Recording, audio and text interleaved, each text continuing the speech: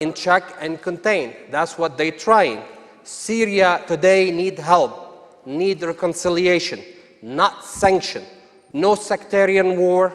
No country should smuggle weapons into Syria so they can have sectarian war. Could you wrap up, please?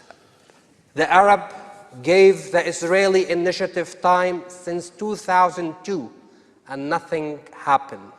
Why the rush today on Syria? For that, I am not for the motion that Assad at this time should resign. We need time and we need patience. Kamel, Wazne, thank you very much.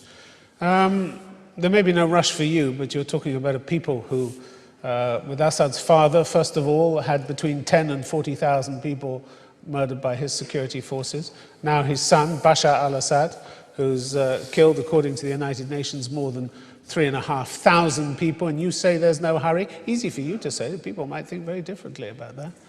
Aren't they fed up with the killings? Well, obviously, killing is not a good thing for any system around the world. What do you mean it's not a good thing? It's not a parking offence, it is what I'm saying. It doesn't get much worse than that, does it? Yes, it's very true. When you murder your own people, I mean, how much worse can it get? The killing is on both sides.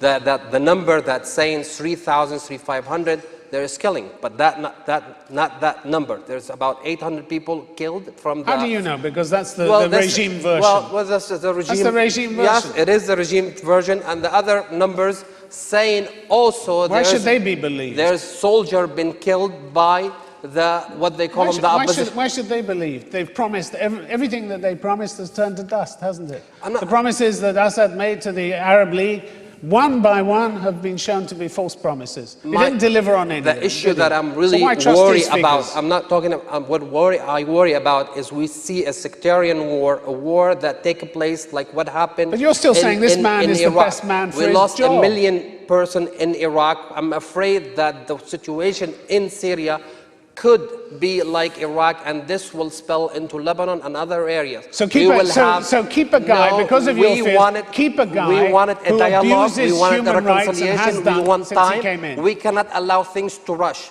Yes, there is a problem, but that problem cannot be addressed by smuggling more weapons, by killing, by continuing killing, and by the United States saying, don't drop your weapon, continue shooting at the civilians. Depends who's doing the killing. Well, both sides. There's killing on both sides. And I'm saying we need scale healing. From the government side. We don't want more blood. 3,500 people. Yes, I'm saying we need more time to reconcile the differences. Let's stop the killing and start the healing. That's what we're looking for. No sign that anybody is going to reconcile any differences from the government. Thank you very much indeed. All right, ladies and gentlemen, we are going to take your questions now on the motion that this House believes President Assad must resign. Lady in the second row, I think you had your hand up first. Would you stand up and tell us where you're from, please? I'm from Hama. My question is to Mr. Ammar. You talked about the majority being in support of President Bashar al-Assad. Then why do you feel he needs to take such a drastic measure to stay in power? What drastic measure? Killings, murders, following people abroad. You know, madam, I'm afraid you don't understand what's going on. People are getting killed.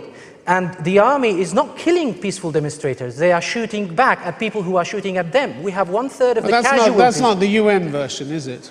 Well, I've seen funerals of so many people. That's not the version of any observers. Have you seen funerals of army 122 votes in the General Assembly calling for an end to the violence by the Syrian government. 122 votes. Do you know what the problem or, stumbling block behind any Security Council resolution?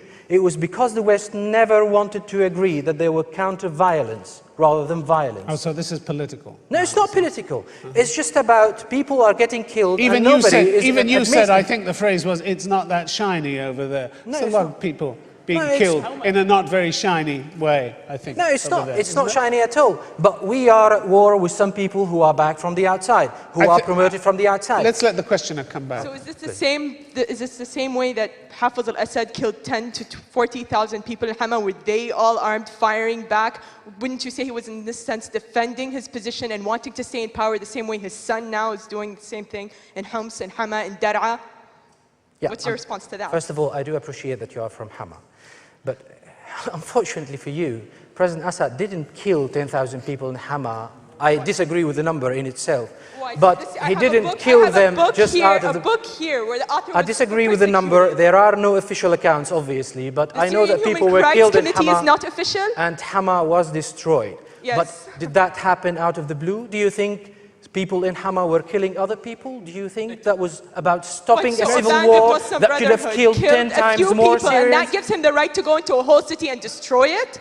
You know, madam, that civil war that was planned could have killed 100 times more Syrians. You know, what are we talking about here? What planned civil war? What? What planned civil war? The civil war that was planned to Syria to happen just like what happened in Lebanon. You know, it's about sectarian elimination. I'm going to bring Emile Hokayem. Everybody not understand. Emile Hokayem. It's a bit disingenuous first to blame all this on a grand Western conspiracy. I mean, if we remember well, Secretary Clinton and Senator John Kerry were talking about Bashar al-Assad as a reformist in March, April, May, and later. And actually,